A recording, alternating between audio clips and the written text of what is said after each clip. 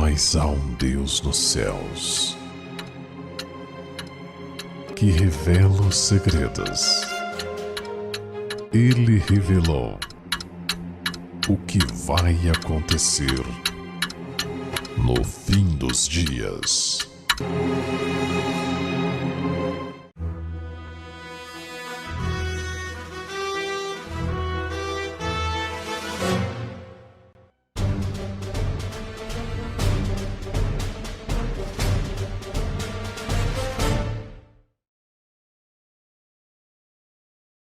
Emanuel, Deus conosco. Como você lê, Emanuel quer dizer Deus, o Pai conosco, ou Deus, o Filho conosco. Se você conseguir responder corretamente a esta pergunta, você terá entendido a natureza de Cristo, pelo menos naquilo que nos está revelado e que te é necessário para expressar uma fé correta neste assunto. Afora todas as minúcias que envolvem este tema, lembre-se que a palavra de Deus é sim, sim, não, não, e o que passa disso é do maligno. Atenção, não é sim ou não ou sim, ou talvez, ou mais ou menos. É sim, sim, não, não, porque nosso Deus não é um Deus de confusão.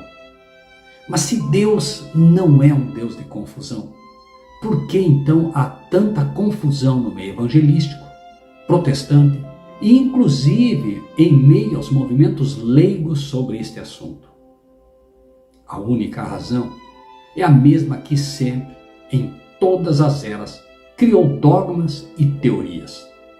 O que se usa é de filosofia ou de raciocínio humano e não se permite que um simples está escrito, estudado dentro do seu devido contexto, elucide a questão. A Bíblia certamente responde a esta pergunta inicial e depois dela não há sobre este tema em todos os escritos que algum homem ou mulher já tenham escrito um livro mais esclarecedor do que o livro O Desejado de Todas as Nações. Mesmo aqueles que não aceitam a inspiração de quem o escreveu se rendem à evidência de que este é, de fato, o melhor livro já escrito sobre Cristo. Sendo uma biografia clara do nosso Mestre, ela é perfeitamente capaz de nos ajudar a responder à pergunta de tal forma que toda dúvida se dissipe e toda confusão tenha fim. O primeiro capítulo, cujo título é Deus Conosco, não traz este título por acaso. Ele trata da relação de Cristo e sua natureza para com Deus, atestando sua divindade e posterior humanidade, com um equilíbrio raríssimo. E jamais, entenda, jamais algum outro texto, ou centenas de milhares de outros textos dela ou atribuídos a ela, irão mudar o princípio básico que é apresentado aqui sobre este assunto. Este equilíbrio apresentado é encontrado em homens como João, por exemplo, que como ninguém ousou também traçar uma biografia de Jesus Cristo, abordando de forma profunda termos como Filho de Deus e Filho do Homem. Se você se permitir ouvir com atenção, verá que o mesmo Espírito que inspirou o livro de João é o que inspirou o Desejado de Todas as Nações, pois a luz menor apenas atesta da luz maior em todos os seus pormenores, sempre e quando nos dispomos a ler com atenção e no sincero desejo de aprender para compartilhar e viver o que aprendemos. E eis que se levantou um certo doutor da lei, tentando-o e dizendo: Mestre, que farei para lhe dar a vida eterna? E ele lhe disse: Que está escrito na lei?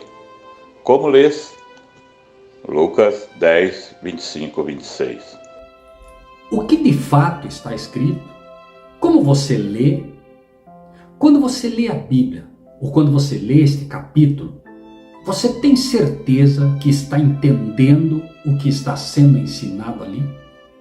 Você lê com oração, com atenção e com o sincero desejo de aprender a verdade?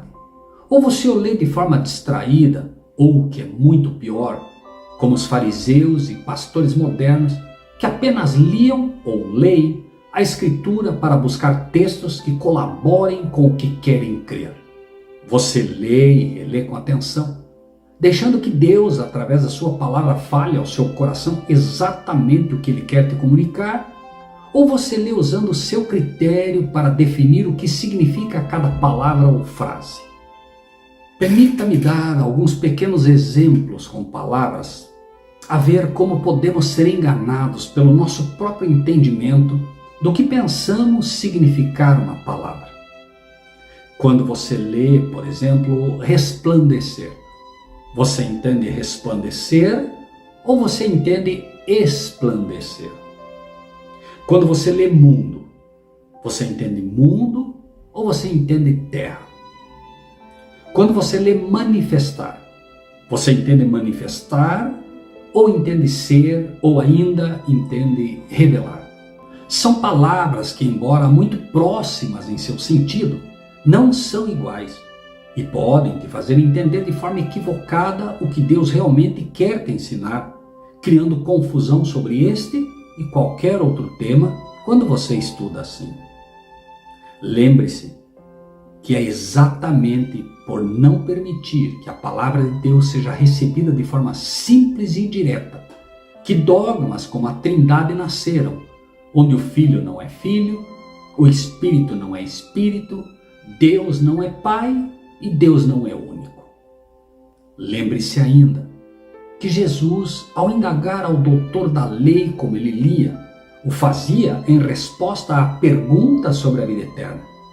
E é exatamente por não ler como se deve que os modernos doutores da lei, e infelizmente muitos pastores no dia de hoje, bem como líderes modernos, não aceitam de forma simples a grande resposta a esta pergunta. E a vida eterna é esta, que te conheçam a ti só, por único Deus verdadeiro, e a Jesus Cristo, a quem enviaste. João 17:3. Então, está escrito, e dentro do seu devido contexto é o nosso desafio a partir de agora, permitindo simplesmente que Deus nos fale através deste capítulo que abre este maravilhoso livro para que possamos dar uma resposta clara e inequívoca sobre a natureza de Cristo. Lembre-se, esse tema será exposto simplesmente expondo e comentando o primeiro capítulo, com exceção apenas do que não tem relação com o assunto direto que se propõe. Ele será chamado pelo nome de Emanuel, Deus conosco. Mateus 1:23. O brilho do conhecimento da glória de Deus vê-se na face de Jesus Cristo. Como você lê? Devemos olhar para a face de Jesus Cristo e ver e dizer que Ele é Deus? Ou na face de Jesus Cristo é visto o brilho do conhecimento da glória de Deus? A glória de Deus é Deus ou é a sua manifestação visível? Veja a íntima relação com o texto bíblico que te conheçam como o único Deus verdadeiro e como somente pode ser vista a glória, a bondade, o caráter de Deus, o Pai, através da face de Jesus Cristo. Veja como foi mostrado a Moisés este mesmo ensino quando pediu que lhe fosse mostrada a glória de Deus. Esconde-te no fundo da rocha e farei passar diante de ti toda a minha bondade. Glória também é igual a bondade, mas a bondade de Deus será vista apenas escondendo-nos na rocha que é Jesus Cristo, pois na face daquele que é a rocha eterna, brilha, manifesta-se a bondade ou a glória de Deus. Mas de que Deus? Do Pai, o único Deus. Desde os dias da eternidade, o Senhor Jesus Cristo era um com o Pai. Era a imagem de Deus, a imagem de sua grandeza e majestade, o resplendor de sua glória.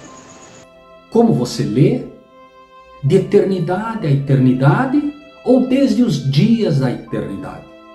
É desde os dias da eternidade, porque o Senhor Jesus Cristo tem um desde. pois ele é o princípio da criação de Deus. Há um momento na eternidade em que ele é gerado, onde através dele tudo será feito, pois é o unigênito do Pai. Porém, o Pai, que é Deus, é de eternidade a eternidade. Cristo é Deus, ou ele é a imagem da grandeza e majestade de Deus, o Pai?